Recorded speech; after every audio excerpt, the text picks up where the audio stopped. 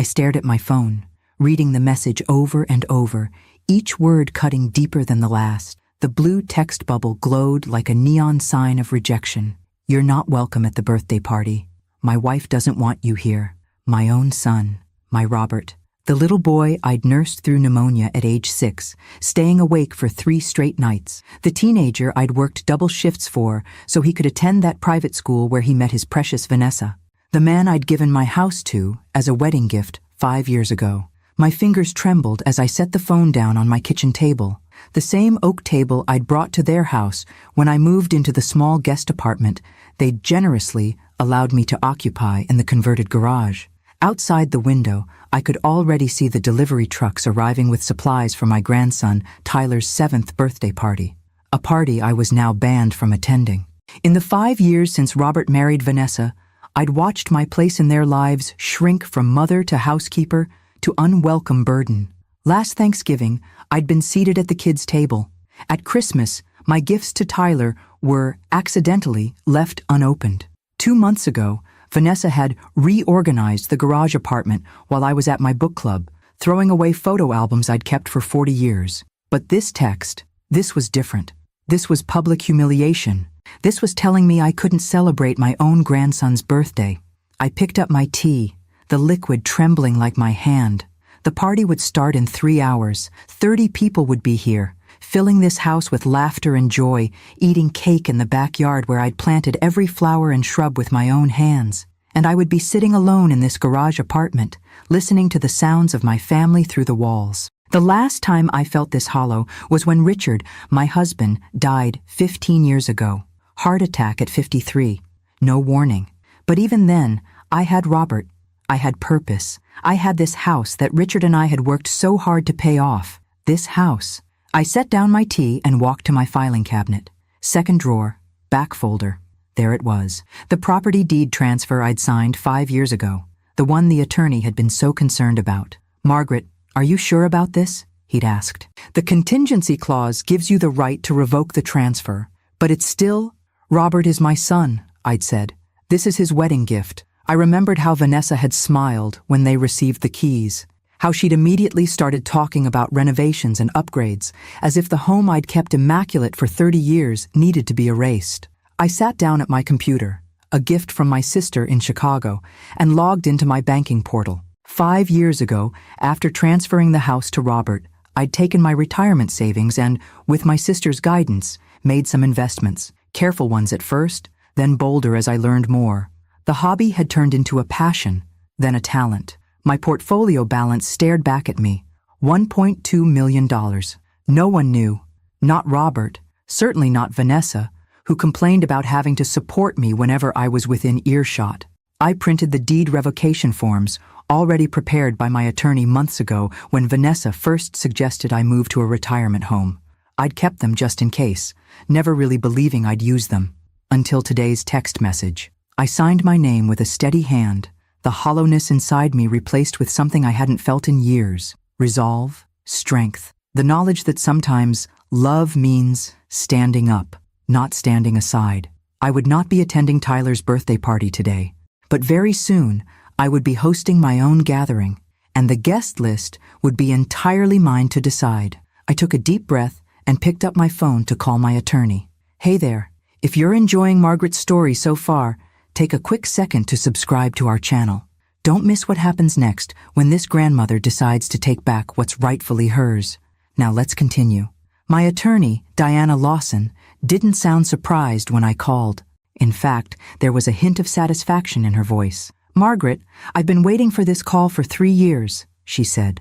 I can file these documents Monday morning. The house will be back in your name by Wednesday. And they won't know until it's done? Not unless you tell them. It's a private transaction between you and the county recorder's office. Your son transferred the property with conditional ownership. You're simply exercising your legal right to reclaim it. I glanced out my window toward the main house.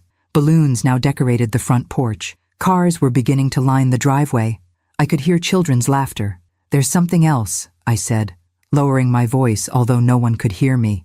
I'd like to sell my stock portfolio, all of it. After hanging up, I changed into my gardening clothes. No one would question seeing me in the yard, Tending to those plants was the one contribution Vanessa still tolerated from me. As I knelt in the dirt, deadheading roses I'd planted 20 years ago, I watched guests arrive for the party I was banned from attending.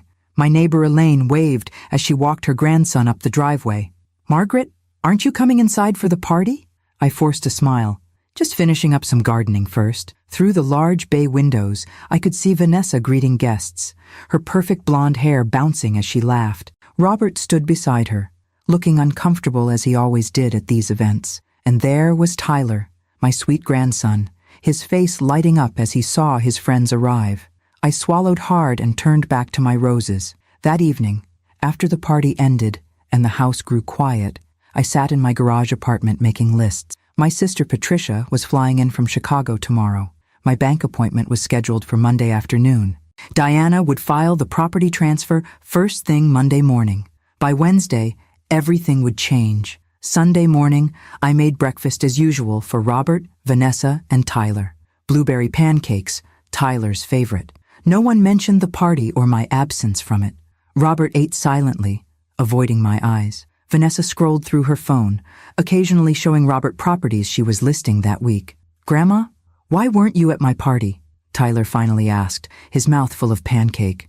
The kitchen went silent. Robert stared at his plate. Vanessa's fingers tightened around her coffee mug. "Tyler, we talked about this," Vanessa said sharply. "Grandma wasn't feeling well." I set down the spatula and looked directly at my grandson. "I wanted to be there very much, sweetheart. I'm sorry I missed it. You can come to my next party," he said, with the beautiful simplicity of a 7-year-old. "Yes," I said, feeling the weight of Patricia's plane ticket in my pocket. "Things will be very different by your next party."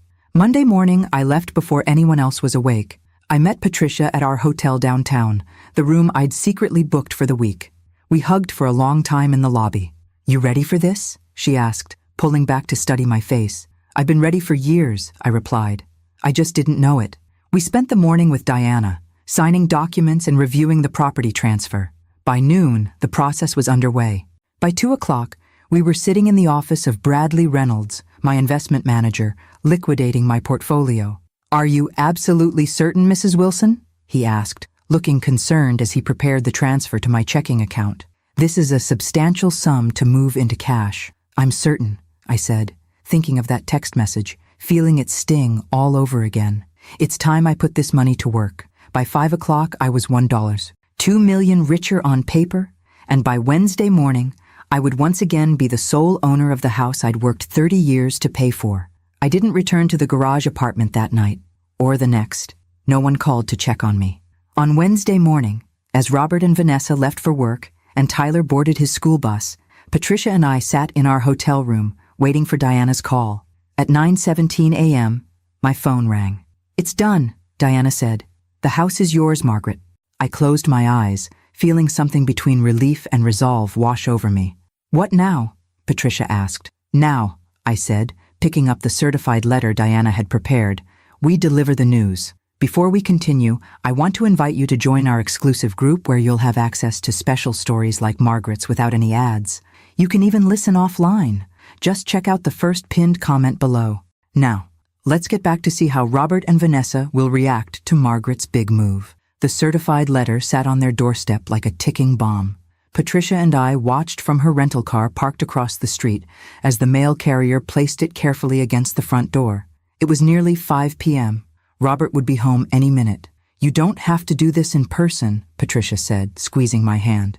"We could go back to the hotel, wait for them to call." I shook my head. "I need to see their faces. I've spent 5 years watching Vanessa's smug expressions. I want to see this one." Right on schedule, Robert's silver Audi pulled into the driveway. He was always punctual. That was my influence. Vanessa's red BMW was right behind him. They often arrived home together on Wednesdays, after Vanessa's afternoon showings and Robert's early day at the accounting firm. I watched my son step out of his car, loosen his tie, and spot the letter. He picked it up, examined it curiously, then waited for Vanessa before opening the front door. "That's our cue," I said, straightening my navy blazer, the expensive one I'd bought last year but kept hidden in the back of my closet. Today was the first time I'd worn it. Today was the first time I'd worn my diamond earrings, Richard's last gift to me in years. We crossed the street with measured steps. My heart wasn't racing. My hands weren't shaking. I felt calmer than I had in years. I rang the doorbell of my own house. Robert answered, his face already pale. The opened letter trembled in his hand. Behind him, I could hear Vanessa's voice rising in disbelief. "This can't be legal. She can't just—" She stopped when she saw me standing in the doorway. "Hello, Robert. Vanessa," I said, my voice steady. "May we come in?" Robert stepped back wordlessly. Vanessa appeared behind him, her perfect makeup doing nothing to hide the fury in her eyes. "What is this?" she demanded, waving the letter. "Some kind of joke?" "It's a notification of property transfer," I said, stepping inside with Patricia. "The house is back in my name, legally, as of 9/17 this morning." "You can't do this," Vanessa hissed. "We've lived here for 5 years. We've made improvements. You can do this when you include a contingency clause in the original transfer." Diana's voice came from behind us. I hadn't heard her pull up, but I was glad she'd arrived as planned. "The clause Mrs. Wilson included gives her the right to reclaim the property at any time, for any reason." "You planned this all along?"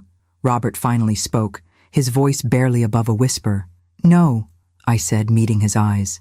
"I planned to give you a home to start your family, a place filled with love and respect. Instead, you turned it into a place where I'm not even welcome at my own grandson's birthday party." Vanessa turned to Robert. "Call your lawyer. She can't just throw us out. We have rights." "Actually," Diana said, stepping forward and placing her briefcase on the entry table, "as outlined in Section 4 of the notification, Mrs. Wilson is providing you with 60 days to vacate the premises. That's 45 days more than legally required. She's also offering to return the value of any documented improvements you've made to the property." "This is insane," Vanessa spat. "All because you weren't invited to a child's birthday party? How petty can you be?" I felt Patricia stiffen beside me, ready to defend me, but I placed a hand on her arm. "The text message was just the final straw, Vanessa. For 5 years I've watched you erase me from this family. I've slept in a garage while you redecorated the bedroom I shared with my husband for 30 years. I've been silenced at family dinners, excluded from holidays, and treated like an inconvenience rather than Tyler's grandmother and Robert's mother." I turned to my son, whose face had crumpled into something between shame and shock. "Mom, I didn't know about the text," he said. "Vanessa sent it from my phone while I was in the shower. I would never—" "But you didn't stop it either," I said quietly. "You saw I wasn't at the party. You didn't call. You didn't check on me. You let it happen, Robert, just like you've let everything else happen." The silence that followed was deafening. "You have 60 days, I said finally. "I'll be staying at a hotel until then." As we turned to leave, I paused at the door. "Oh, and Robert, tell Tyler I've kept his birthday present. He can open it when he visits me at my new address. If you're enjoying this story, please take a moment to like this video and let me know in the comments where you're watching from and how old you are. I'd love to know who's following Margaret's journey. The first week after the revelation was eerily quiet. I expected angry phone calls, legal threats, perhaps even a tearful visit from Robert. Instead, silence. Patricia stayed with me at the hotel for 3 days before flying back to Chicago, making me promise to call her daily. "They're in shock," Diana explained when I called her, concerned about the silence. "They're consulting attorneys who are all telling them the same thing. The contract is ironclad. You've done nothing wrong legally." "And morally?" I asked, surprising myself with the question.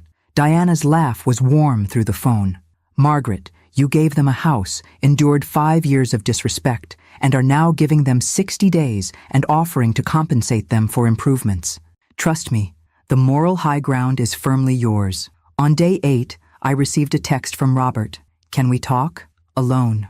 We met at a coffee shop downtown, neutral territory. He looked terrible, like he hadn't slept in days. The confident, polished accountant was gone, replaced by the uncertain boy I remembered from his first day of high school. "Vanessa's moving out," he said after we'd gotten our coffees. "She's staying with her sister until she finds a place." I raised an eyebrow, but said nothing. "She wants me to fight you on this. Her brother-in-law is a real estate attorney. He says we could drag this out for months, maybe years." He stared into his coffee. I told her I wouldn't do it. "Why not?" I asked, keeping my voice neutral. "Because you're right." His eyes finally met mine, red-rimmed and hollow. "I let it happen. All of it. The way she treated you. The way she pushed you out. I saw it, And I did nothing. A lump formed in my throat. I hadn't expected this. Why, Robert? I kept asking myself that for years. Why would you let her treat me that way? He rubbed his face, suddenly looking much older than his 38 years. I was afraid of losing her, he admitted. After Dad died, I watched you struggle so much. I promised myself I'd never be that vulnerable. When I met Vanessa, she was so certain about everything, so in control. I thought that meant safety. He laughed bitterly. Instead, I just traded one fear for another. And now? Now I'm house hunting for a 2-bedroom apartment while my wife decides if she wants to stay married to a man who won't sue his mother. He shook his head. Tyler keeps asking when he can come home. He doesn't understand why his parents are fighting or why his grandmother isn't in the garage apartment anymore. My heart ached for my grandson. He can see me any time, Robert. You know that. I know. That's actually why I wanted to talk to you. He straightened up, some resolve returning to his face. I want to bring Tyler to see you this weekend, and I'd like your advice on something else. That something else turned out to be a modest house 3 miles from mine, a small 3-bedroom ranch that needed work but had good bones. Robert had a viewing scheduled for that afternoon. It's all I can afford on my own if Vanessa and I don't reconcile, he explained. I thought, maybe you could tell me if it's worth the investment. I heard what he wasn't saying. He was trying to rebuild, starting with my approval. It was a small gesture, but significant. The house was indeed a good investment. Solid foundation, new roof, outdated kitchen. As we walked through the empty rooms, I found myself giving advice about paint colors and cabinet replacements. Tyler could have the bedroom with the bay window, I suggested. It gets wonderful morning light. Robert nodded, making notes on his phone. And would you come over sometimes? Help me make it a home? The question hung in the air between us, weighted with all the years of distance. I'd like that, I said finally. But Robert, you need to understand something. I'm not moving back into a garage apartment. Not yours, not anyone's. I'm building my own life now. What are you going to do with the house? He asked quietly. Our house. I considered my answer carefully. I haven't decided yet. But whatever I do, it won't be about punishing you or Vanessa. It will be about creating something meaningful. As we left the property, Robert's phone buzzed repeatedly. Vanessa's name flashed on the screen. He declined the call. She found out I'm house hunting, he explained. She thinks it means I've given up.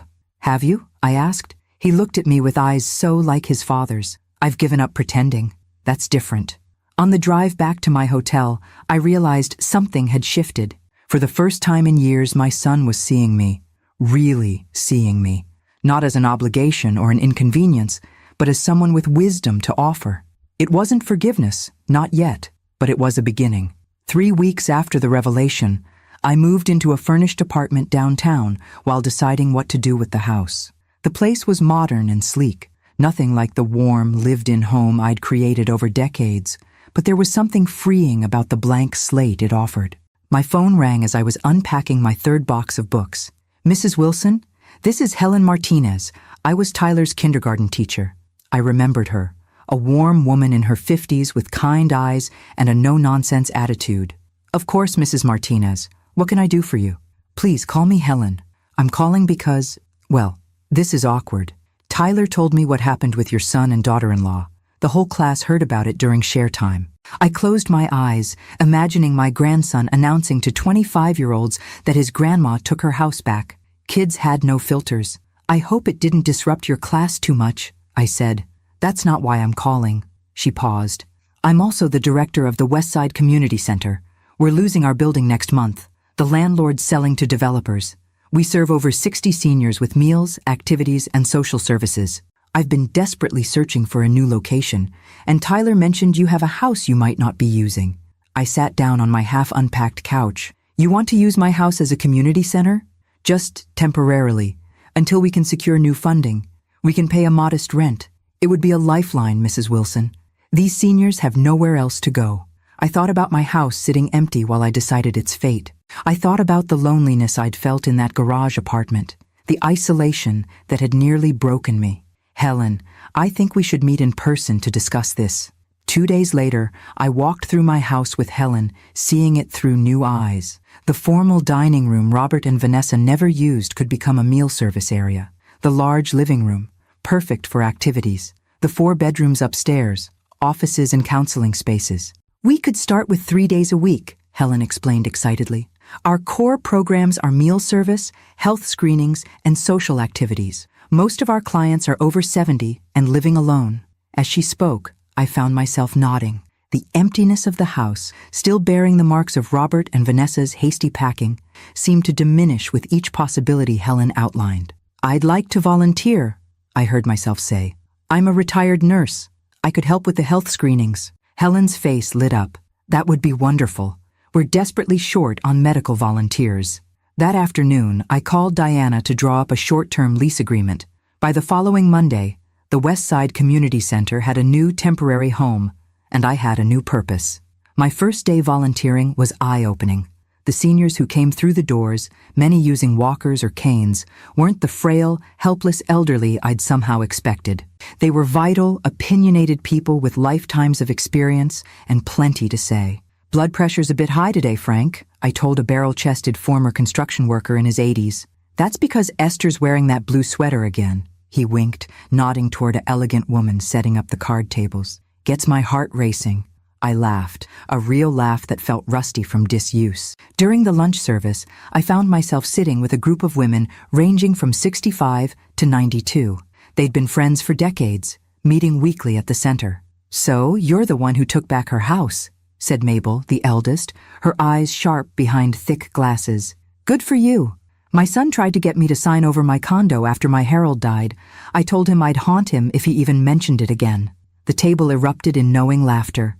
My daughter wanted me to move in with her family, added Gloria, a former librarian. Sounds nice until you realize they just wanted free childcare. 20 hours a week they expected. At 77? As they shared their stories, some heartbreaking, some hilarious, I realized I wasn't alone. The isolation I'd felt wasn't unique to me. These women had all faced children who saw them as either burdens or resources, rarely as individuals with their own lives to live. The secret, said Mabel, patting my hand, is to remember that you matter. Your life isn't over because your child is grown. It's just different. By the end of that first day, I had 6 dinner invitations, a book club recommendation, and an offer to join their weekly poker game, which Gloria warned me was not for the faint of heart or light of wallet. As I locked up the house that evening, my house, now serving a purpose I never could have imagined, I realized I'd found something unexpected, a community of people who saw me exactly as I was and valued me for it. I called Robert on my way home. The house is going to be a community center, I told him. At least for now. His silence told me he was processing this unexpected news. I think Dad would have approved, he finally said. For once, we were in complete agreement. The community center was thriving. In just 3 weeks, attendance had doubled as word spread through the senior community. What began as 3 days a week quickly expanded to 5, with new programs added almost daily. Chair yoga, computer classes, a memory cafe for those with early dementia and their caregivers. I was checking blood pressures in what used to be my sunroom when Helen rushed in, her face tight with concern. Margaret, there's someone from the city outside, building inspector, says we need a commercial permit to operate here. My stomach dropped. The inspector, a thin man with a clipboard and an apologetic expression, explained that a concerned citizen had reported our operation. Residential properties can't be used for commercial activities without proper zoning and permits, he said, showing me the violation notice. You'll need to cease operations until the proper paperwork is filed and approved. How long will that take? I asked. 3 to 6 months, minimum. After he left, Helen collapsed into a chair. We can't shut down for 6 months. These people depend on us. For some, this is their only hot meal of the day. I knew exactly who the concerned citizen was. That evening, I confirmed my suspicion when Robert called. Mom, did Vanessa contact the city about the house? Yes, I said. How did you know? She left her laptop open when she came to pick up more of her things. I saw the email. His voice was tight with anger. She's determined to make this as difficult as possible for you. For me? Robert, there are 60 seniors who just lost their community space. Again, this isn't about me. The line went quiet for a moment. What can I do to help? His offer surprised me. Do you know anyone in the zoning department? No, but I know who does. My firm handles the accounting for half the developers in the city. Let me make some calls. The next morning, Tyler came to visit, his first time seeing the community center. Robert had enrolled him in a day camp nearby and arranged for me to pick him up. As we walked through the front door, Tyler's eyes widened at the transformation. "Grandma, what happened to the living room?" "It's a gathering space now," I explained, showing him the circle of comfortable chairs where this morning's grief support group had met. "And where's the TV?" he asked, looking around the former entertainment room, now filled with card tables and board games. "We don't need it anymore. We talk to each other instead." He considered this, then nodded seriously. "That's better anyway. Dad says screens rot your brain." I introduced Tyler to everyone, watching with pride as he solemnly shook hands with each senior, answering their questions with the direct honesty only a 7-year-old can manage. "My mom and dad don't live together anymore," he informed Frank at the lunch table. "Dad says they're taking a pause to reassess priorities." Frank nodded as if this made perfect sense. "Sounds smart. I should have reassessed before my 3rd marriage. Would have saved me a fortune in alimony." Tyler helped serve lunch, carried water pitchers with intense concentration, and by afternoon had organized a checkers tournament between himself and 4 octogenarians who showed him no mercy. "Your grandson is something special," Helen said, watching Tyler explain his strategy to Mabel after she thoroughly trounced him. "Yes, he is," I agreed, feeling a swell of emotion. Despite everything, Robert was raising a compassionate, resilient child. That evening, as I was driving Tyler back to Robert's new apartment, he asked the question I'd been dreading. "Are you mad at my mom, Grandma?" I gripped the steering wheel tighter. "It's complicated, sweetheart. Dad says she made bad choices because she was scared." "Scared of what?" Tyler looked out the window. "Of not being enough. That's what Dad said." I thought about Vanessa, her perfect appearance, her desperate climb up the social ladder, her constant redecorating and upgrading. I thought about the text message that had started all of this. Maybe there was truth in what Robert had told Tyler. Fear makes people do terrible things sometimes. "Everyone makes mistakes, Tyler," I said carefully. "What matters is what we do after we realize our mistakes." When I dropped him off, Robert was waiting at the door of his new apartment. It was sparsely furnished, but already had Tyler's artwork on the walls and plants in the windows. "The zoning board called," Robert said after Tyler went inside. "They're expediting our case. Should have an answer by Friday." "Thank you," I said, meaning it. "Your help means a lot." He nodded, hesitating before adding, "Vanessa wants to talk to you." My body tensed involuntarily. "About what?" She wouldn't say, just that it's important. He ran a hand through his hair, a nervous habit since childhood. "She's not contesting the divorce anymore. Signed the papers yesterday." The news surprised me. I'd assumed Vanessa would fight to the bitter end. "I'll think about it," I said, not committing either way. 3 days later, the zoning board granted us a temporary permit, not a permanent solution, but enough to keep the center open while we pursued proper channels. Helen cried when I told her the news. So did many of our seniors. That afternoon, I received a text from an unknown number. "Mrs. Wilson, it's Vanessa. Please meet me tomorrow at Riverfront Park, 11 a.m. I need to explain something. Come alone." I showed the message to Diana that evening. "It could be a trap," she warned. "She might be planning to record you saying something she can use against you. Or she might genuinely want to talk," I countered. "Either way, I'm tired of being afraid of her." "Then go," Diana said. "But remember who you are now. You're not the woman in the garage apartment anymore."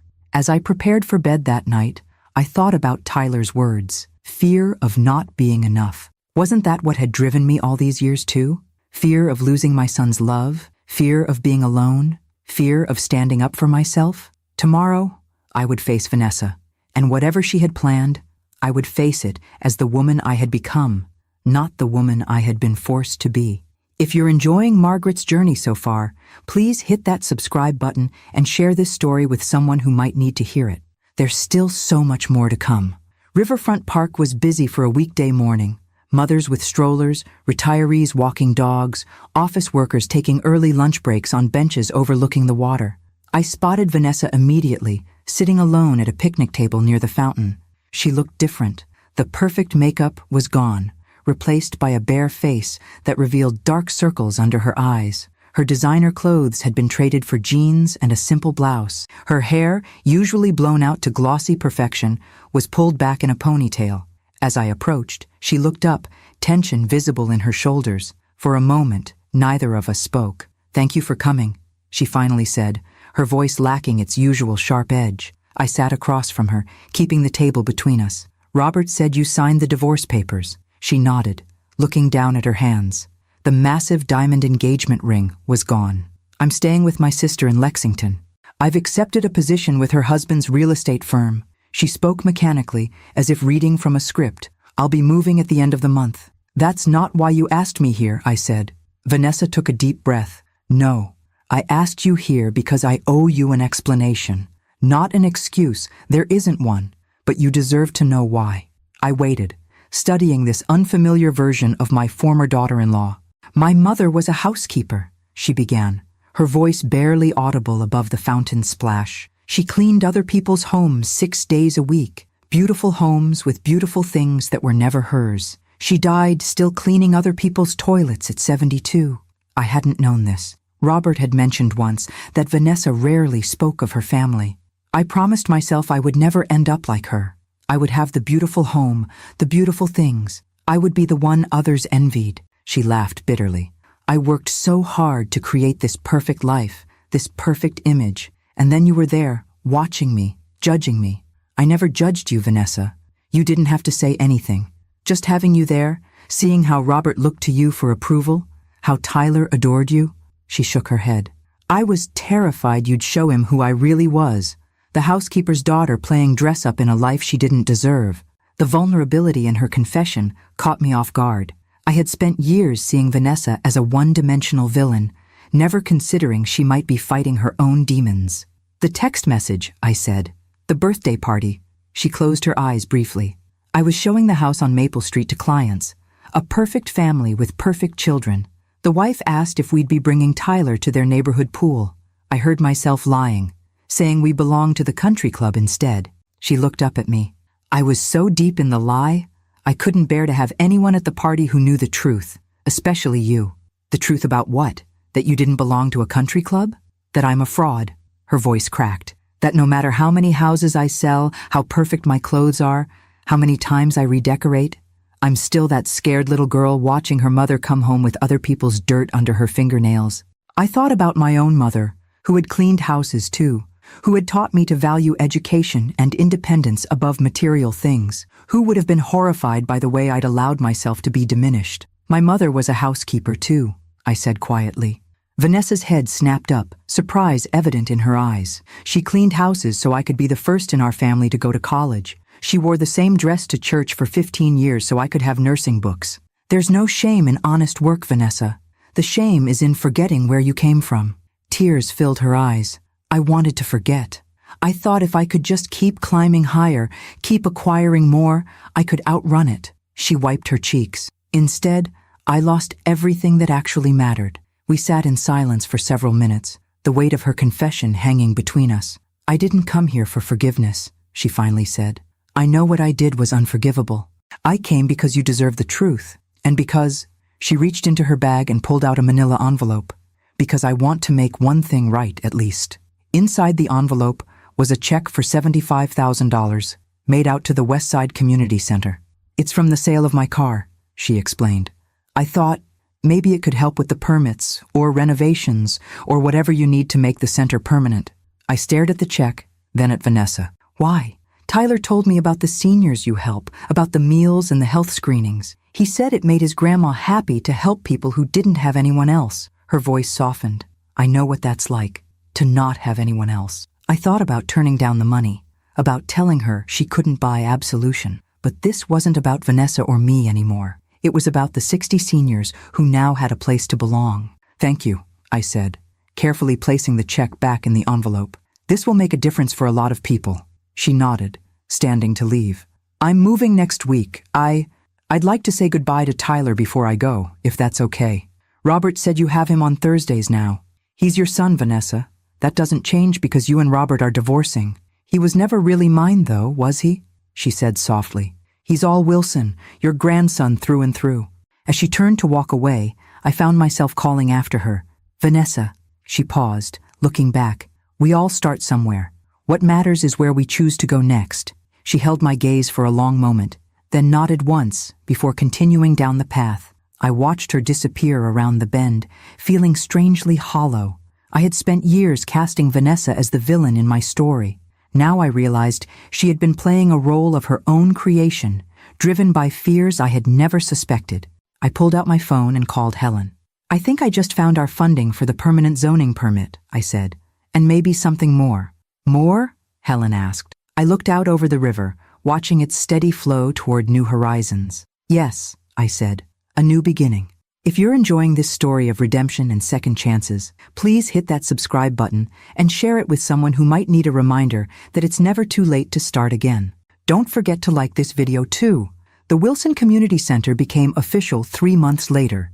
With Vanessa's donation and additional grants Helen secured, we purchased the property outright from myself and established a proper nonprofit organization. The formal dining room became a cafeteria, serving over 100 meals daily. The master bedroom transformed into a medical clinic where I volunteered 3 days a week alongside 2 other retired nurses. "Mrs. Wilson, your blood pressure is excellent today," I told Mabel during her weekly checkup. "That's because Frank finally asked me to the fall dance," she winked. "Only took him 40 years. At 71, I found myself busier than I'd been since my nursing days. The center consumed most of my time, but in the best possible way. I had purpose again. I had community. Most importantly, I had myself back, the capable, compassionate woman who had somehow gotten lost in the shadows of that garage apartment. One Tuesday morning, as I was inventorying medical supplies, Helen knocked on the clinic door. "There's someone here to see you," she said with an odd expression. "He's waiting in your office."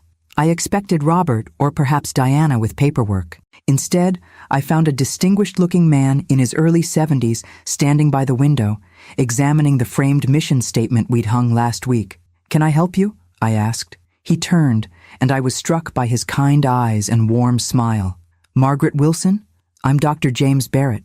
I was hoping to speak with you about your clinic services." Dr. Barrett, as it turned out, was a retired cardiologist looking to volunteer. He'd heard about our center from a colleague at the hospital where I'd once worked. "We desperately need medical volunteers," I admitted, offering him coffee, "especially someone with your expertise." We talked for over an hour, his enthusiasm for our mission matching my own. By the time he left, we'd arranged for him to start the following week, running a heart health clinic every Wednesday. "This is exactly what I've been looking for," he said as I walked him to the door. "A way to use my skills that really matters." "That's what we all want, isn't it?"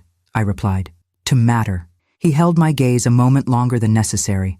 "I look forward to working with you, Margaret." That evening, I had dinner with Robert and Tyler at their apartment. In the 3 months since the divorce, Robert had transformed the modest house into a real home. Children's books filled the shelves, science projects occupied the kitchen table, and Tyler's artwork covered the refrigerator. "Dad says I can have a sleepover for my birthday," Tyler announced as we ate the lasagna I'd brought. "Can we have it at the center? Frank said he'd teach us poker." Robert nearly choked on his water. "I think your friend's parents might have questions about that, buddy." "Actually," I said, "we're planning a grandparent-grandchild day next month. Games, crafts, storytelling. Your friends could bring their grandparents." Tyler's eyes lit up. "Could we have cake? What's a party without cake?" I laughed. After Tyler went to bed, Robert and I sat on his small patio, watching fireflies emerge in the gathering dusk. "Mom, there's something I've been wanting to talk to you about," he said, his voice serious. "I'm seeing someone." This was unexpected. "Oh?" "She's a kindergarten teacher at Tyler's school. We met at a parent-teacher conference last month." He looked almost shy. "Her name is Deborah. She's different from Vanessa. Grounded, kind." "You seem happy," I observed. "I am. For the first time in a long time." He hesitated. "She'd like to meet you. I told her all about you and the center." "I'd like that," I said, meaning it. "There's something else," he continued. "I've been thinking about the future, about what kind of example I want to set for Tyler." He took a deep breath. "I'm going back to school. Part-time, evenings, for social work." Pride welled up inside me. "Social work? That's a big change from accounting. I want to help people who've been through what we went through. Family mediation, elder advocacy." He looked at me directly. "You showed me it's never too late to start over, to become the person you were meant to be." I reached over and squeezed his hand, too moved to speak immediately. "When Dad died," he continued, I was so afraid of failing, of not measuring up. I took the safe route with everything: career, marriage, even being a son. I let fear make my choices. He shook his head. I don't want Tyler to learn that from me. He won't, I assured him. He's learning something much more valuable now. As I drove home that night, I thought about second chances, about how losing everything had somehow given all of us, an opportunity to rebuild on stronger foundations. The next morning, I arrived at the center early to prepare for our weekly health clinic. To my surprise, Dr. Barrett James was already there, setting up equipment. "You're not scheduled until tomorrow," I said, helping him arrange blood pressure cuffs. "I had some free time," he smiled, "and I wanted to ask you something." My heart gave an unexpected flutter. At 71, I'd long ago resigned myself to being alone.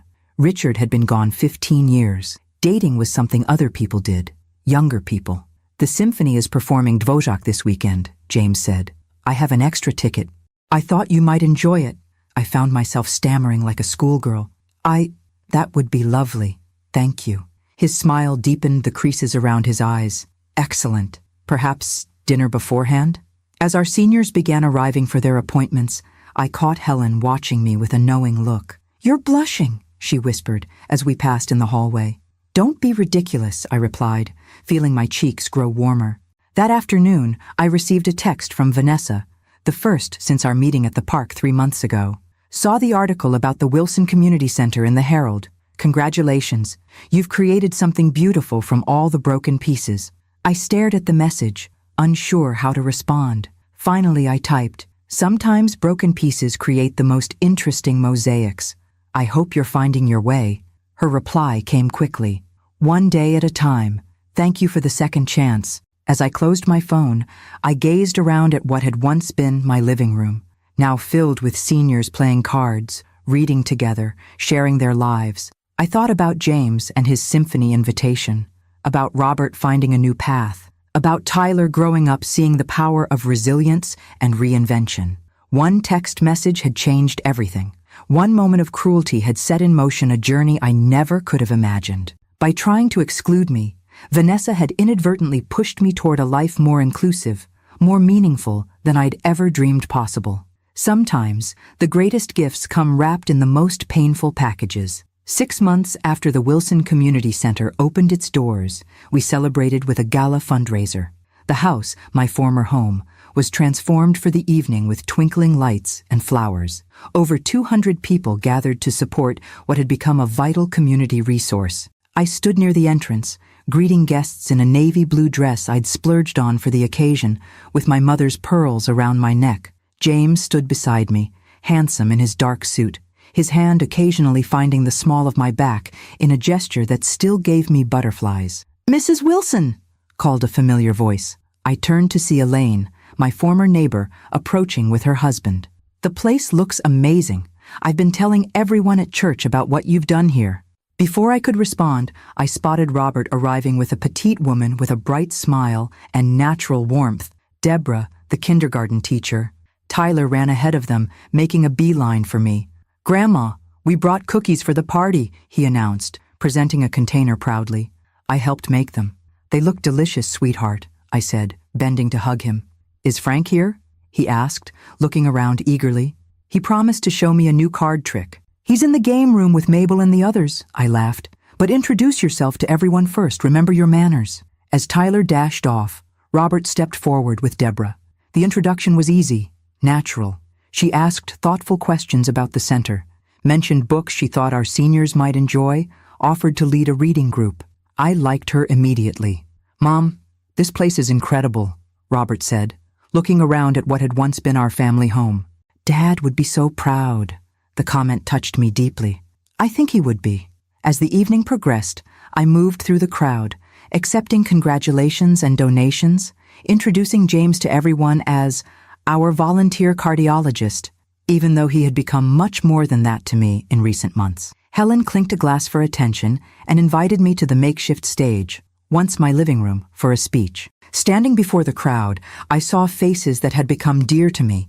Our seniors, volunteers, community supporters, and my family, both blood and chosen.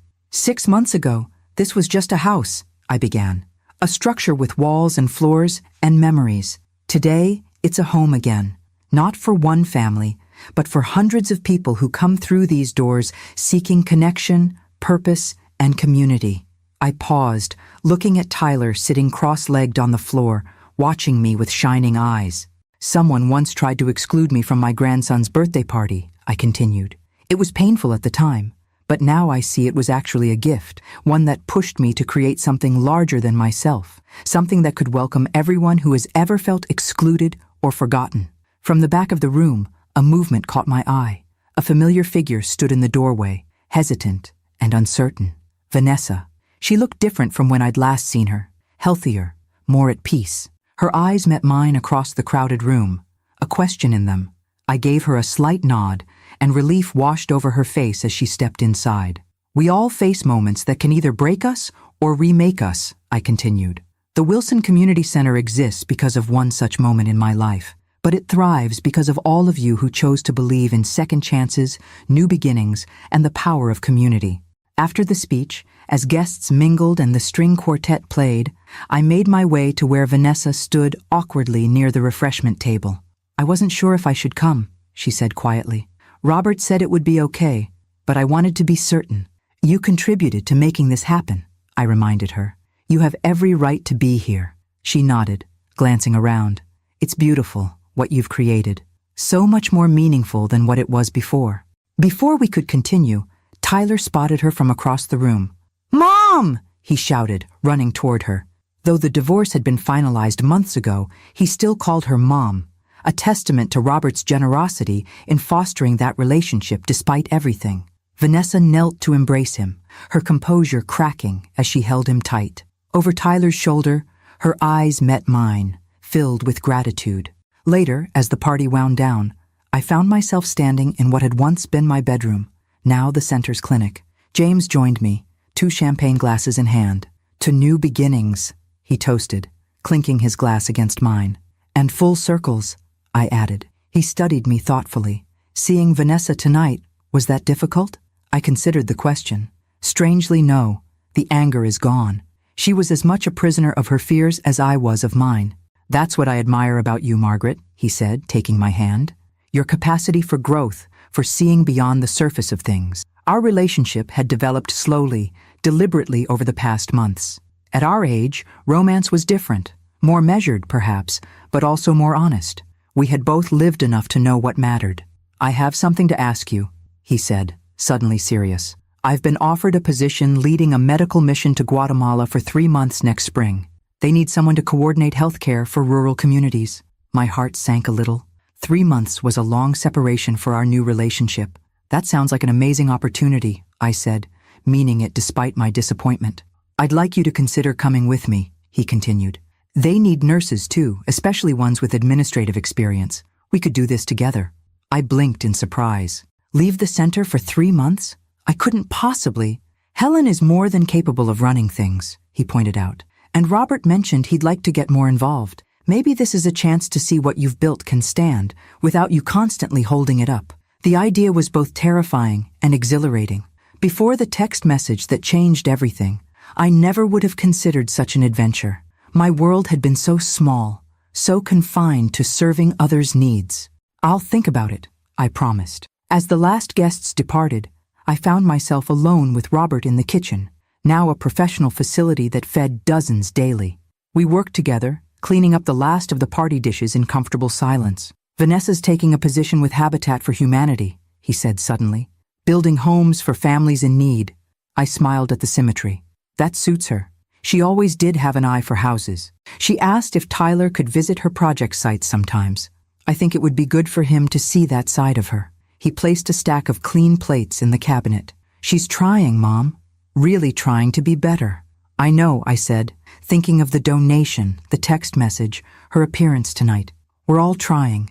He hesitated, then asked, would it be weird if she volunteered here sometimes? When she's in town visiting Tyler? She asked if that would be possible. A year ago, the idea would have been unthinkable. Now, it felt like the closing of a circle. Not weird, I decided. Healing, maybe. As we finished cleaning, Robert looked around the transformed space with a wistful expression. You know, I was angry at first when you took the house back. I felt like you were punishing me for something that was Vanessa's doing. He leaned against the counter. But now I see you weren't taking something away. You were creating something greater. I touched his arm gently. Sometimes we have to lose what we thought we wanted to find what we truly need. Later that night, as James drove me home to my apartment, I told him about the conversation with Robert, about Vanessa's transformation, about the possibility of Guatemala. Life never stopped surprising me, I admitted. At 71, I thought I knew exactly how my story would end. Quiet, small, in the background of everyone else's lives. Now I can't even imagine what tomorrow might bring. He reached across the console to take my hand. That's what makes it an adventure worth having. As we pulled up to my building, he turned to me with the boyish smile that had captivated me from our first meeting. So, Margaret Wilson, what do you say? Shall we have an adventure together? Under the soft glow of the streetlights, I felt younger than I had in decades. Not because time had reversed, but because I had finally stepped fully into who I was meant to be. Yes, I said, squeezing his hand. I believe we shall.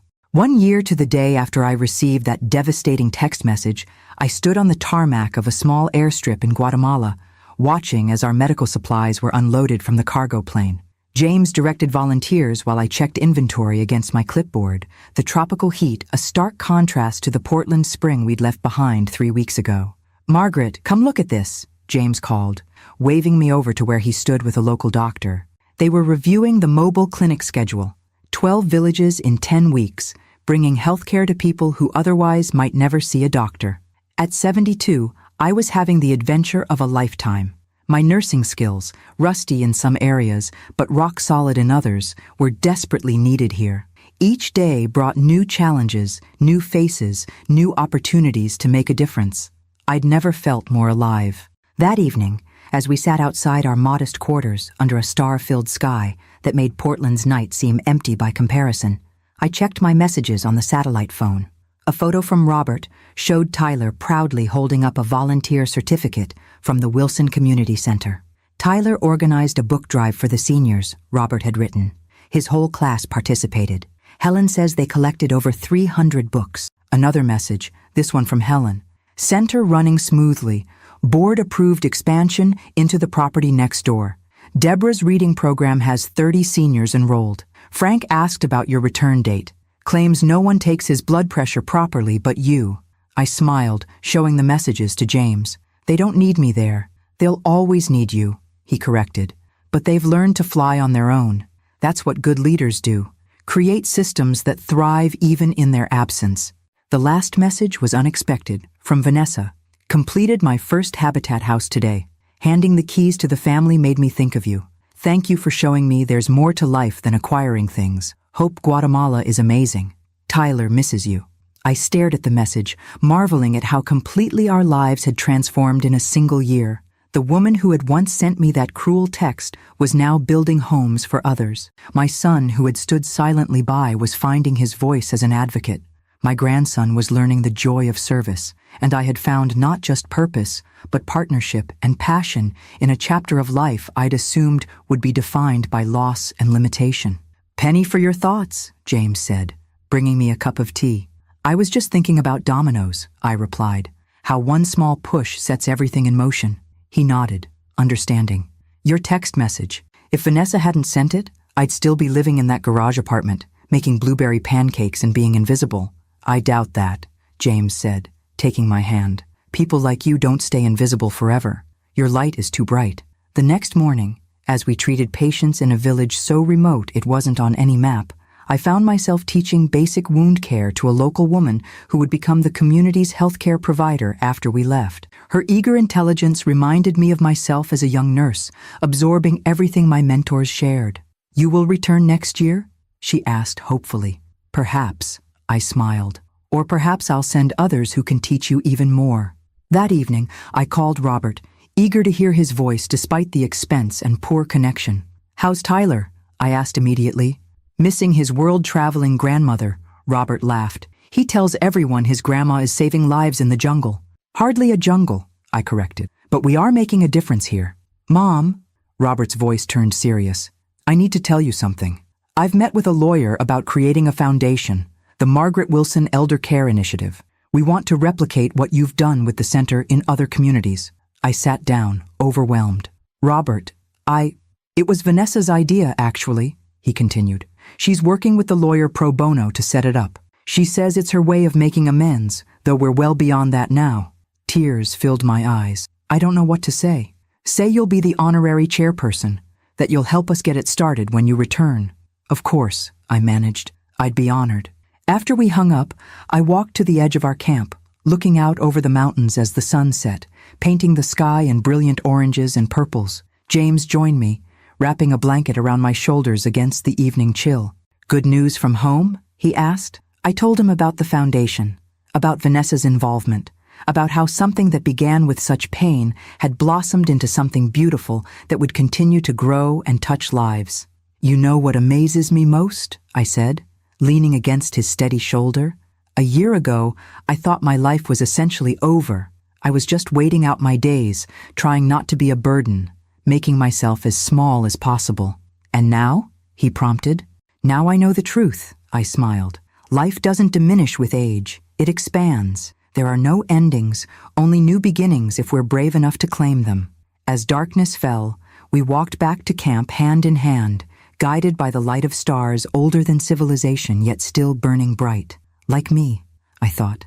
Old, yes, but with fire still burning, purpose still driving me forward, love still opening my heart to new possibilities. One text message had tried to exclude me from a child's birthday party. Instead, it had invited me to the celebration of a lifetime, my own. A single moment of cruelty had ultimately led to countless acts of kindness, to a legacy that would outlive me, to a love I never expected to find. I had lost a house, but found a home, in service, in community, in my own rediscovered strength. The garage apartment was gone. Margaret Wilson, nurse, mother, grandmother, leader, lover, friend, had fully arrived. And what a magnificent journey it had been. Before I end my story, I want to thank you from the bottom of my heart for following along. If this journey has touched you in any way, please take a moment to subscribe to our channel and share this story with someone who might need to be reminded that it's never too late to reclaim your life. Remember, sometimes the things meant to break us become the very things that remake us into something stronger and more beautiful than before.